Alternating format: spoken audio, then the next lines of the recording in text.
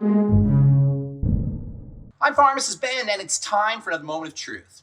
If you're a woman thinking about hormone replacement therapy, you should know that while it's often thought of as promoting female youthfulness, in reality, estrogen is as much a molecule of inflammation, fibrosis, and disease as it is a hormone of femininity.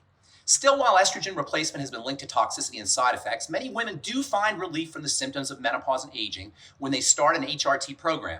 If that's you and you're wary of not using estrogen, you might want to consider using progesterone instead.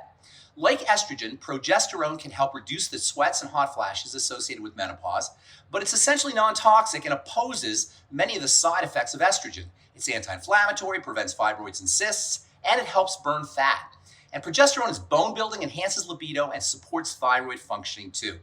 If you do decide to use estrogen therapy, never use it without progesterone. The ratio of these two important hormones is kept balanced in the body, and using oral or topical progesterone can help minimize the risks of estrogen toxicity. That's today's moment of truth. Have a beautiful day. We'll talk to you later. Bye for now.